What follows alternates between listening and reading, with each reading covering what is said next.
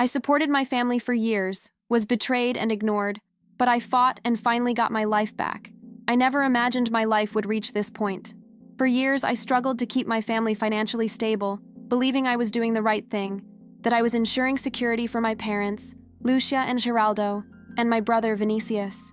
But one cold November morning in 2023, while drinking coffee alone in the silent kitchen, something inside me snapped. I discovered by chance that everything I had done, every penny saved and every sacrifice, had been ignored. My brother, Vinicius, was our parents' sole heir, and the 2 houses I helped maintain were going to fall completely into his hands. I felt like a punch had landed in my chest. I couldn't breathe properly. My hands were shaking, and the kitchen seemed to spin. It was at that moment that I realized I had been deceived, and that all the effort I had put in throughout my adult life had only served to reinforce a lie. My name is Patricia. I'm 32 years old, and I've always been the responsible one in the family, the daughter who carried the weight of the world on her shoulders. I grew up watching my parents struggle financially, but I never received any real teaching about money or how to take care of ourselves. As I entered adulthood, I naturally assumed this responsibility because I believed it was love, that I was doing the right thing. I paid bills, maintained mortgages, took care of home maintenance, and even paid off some hidden debts no one mentioned. The feeling of accomplishment, of ensuring stability, always kept me motivated. But that morning showed me that I was alone in this endeavor, that my sacrifices were invisible, and that the gratitude I expected never existed. I don't know exactly how to explain the anger I felt. It was a mixture of frustration, sadness, and disbelief. I remember pacing around the apartment, hands on my head, repeating Vinicius's name as if I wanted to wake up from a nightmare. Every memory of the last 10 years hit me like a flood. The holidays I spent paying bills while he went on vacation. The birthdays I traded expensive gifts for urgent repairs. The sleepless nights making sure everything was in place. I felt betrayed, but most of all, I felt used. The feeling of having been deceived by my own parents, whom I loved and trusted, hurt more than anything else in my life.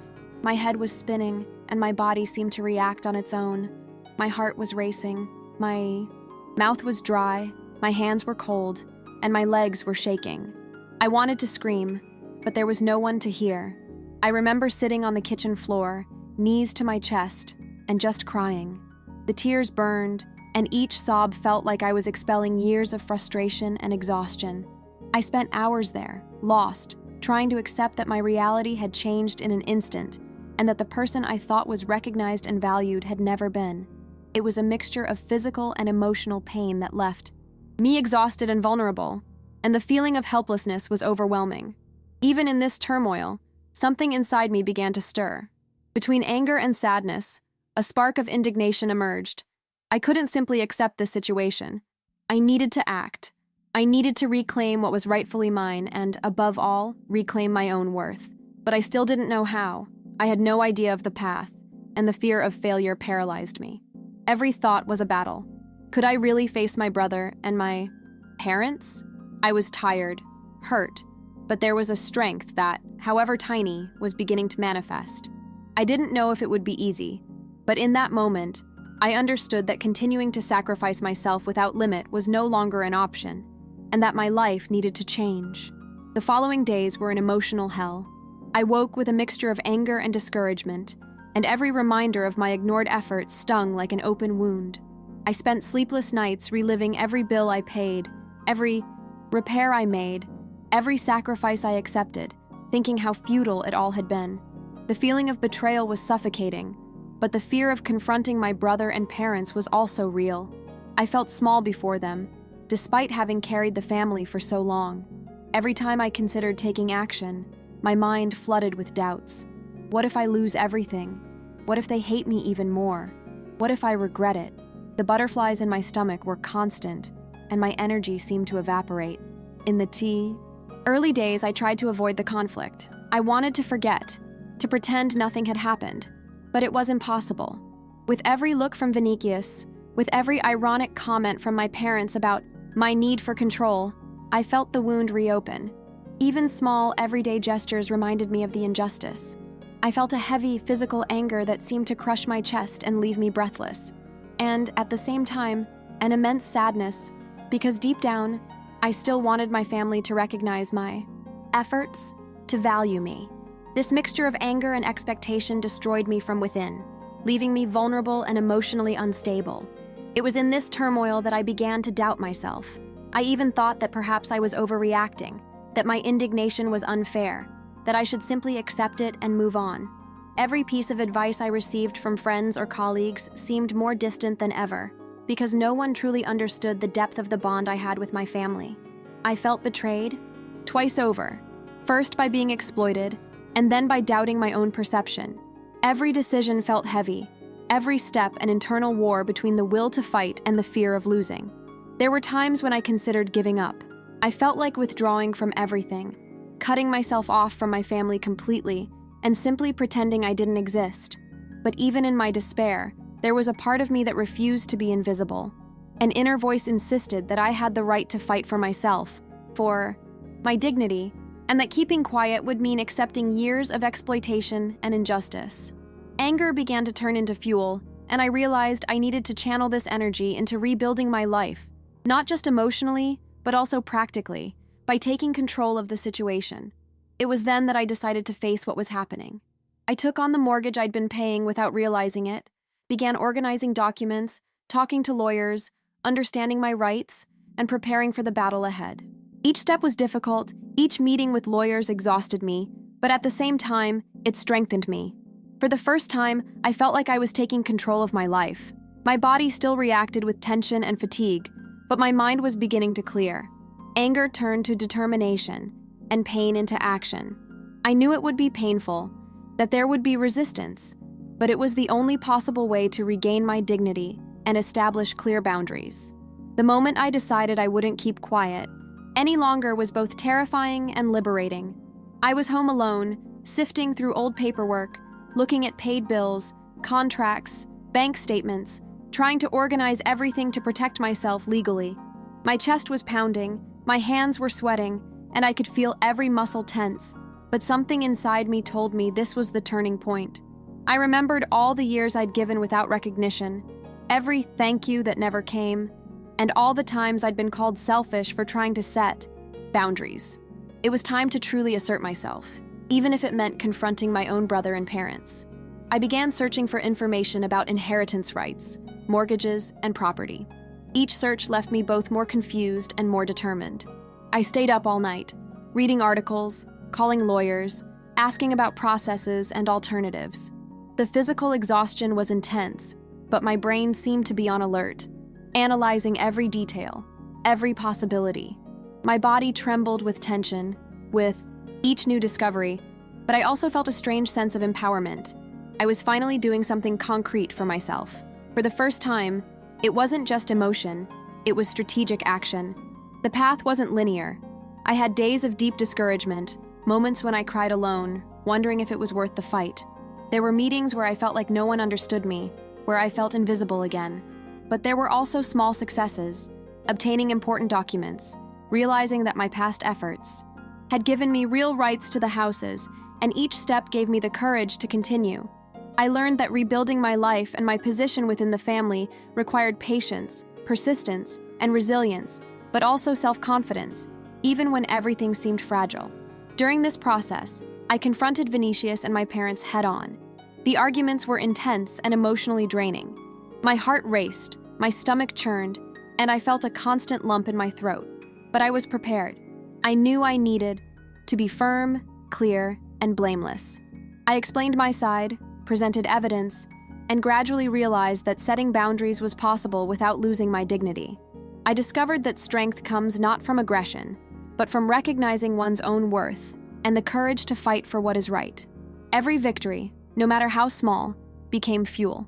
By taking on the mortgage, securing documents, and finally getting my rights in order, I felt I was recovering more than just material possessions. I was regaining my self-esteem and my sense of justice. My body relaxed a little, my hands stopped shaking, and I gradually began to sleep better. It wasn't quick, it wasn't easy, but each step showed me that overcoming it was possible. I began to realize that facing the pain head-on and transforming anger and sadness into action was liberating. I was rebuilding my life from the inside out. The process of confronting my family brought consequences I couldn't ignore. Vinicius reacted angrily and began an intense legal battle. Every call, every meeting, every email from him made me anxious. My stomach felt like a constant knot, and my heart felt like it was about to explode. But at the same time, I realized something curious. The more he tried to intimidate me, the clearer my resolve became. My body reacted with tension, but my mind strengthened.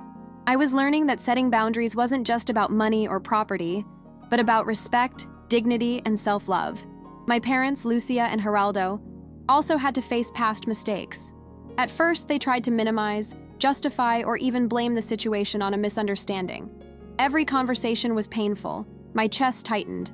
I felt hot and cold at the same time, and some nights I woke up sweating, my heart racing.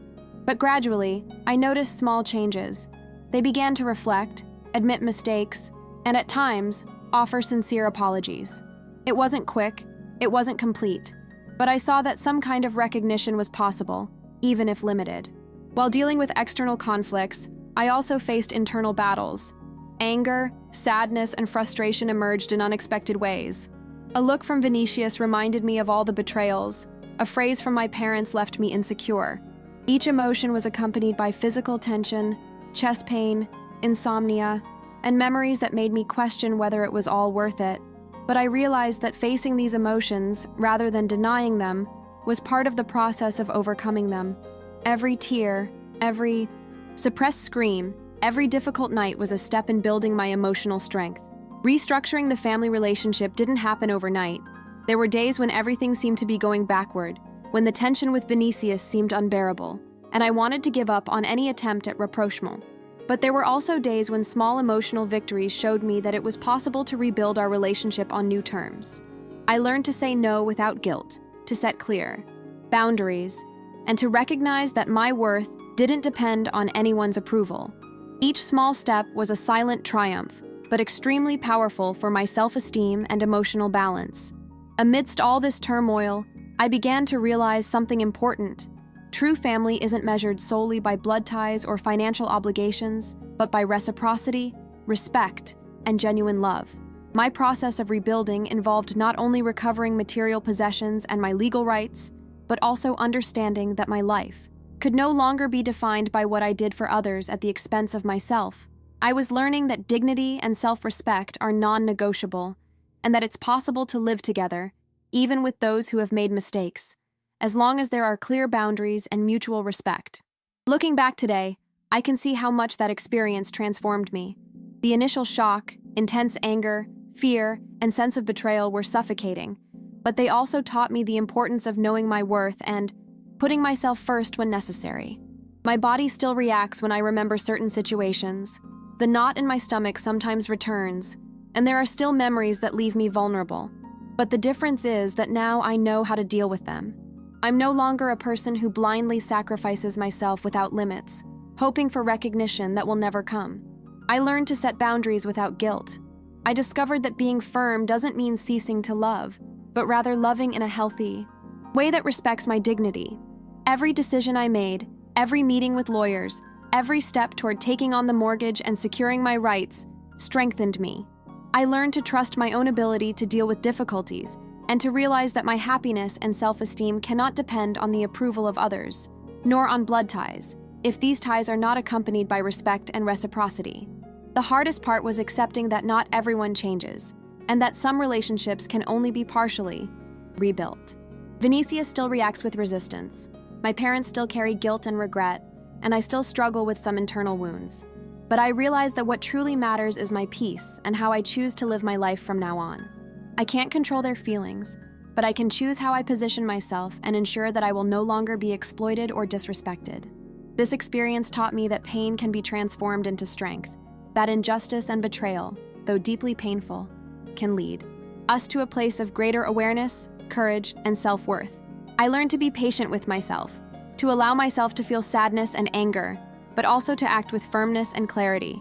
Today, when I look at my achievements, I see not only the recovery of material possessions, but also the rebuilding of my self-esteem, my personal power, and my emotional freedom. If I can leave one message for anyone reading this, it's this. Don't allow anyone to use your love or dedication as a form of exploitation. Overcoming is possible, even when it seems impossible. It's painful, requires courage, patience, and persistence, but every step is worth it. I learned that the true value of family isn't in obligation or blood, but in reciprocity, respect, and genuine love. I overcame it, even carrying some of the pain, and this makes me stronger and more aware of my own life. Today, I can finally breathe, look forward, and feel proud of myself.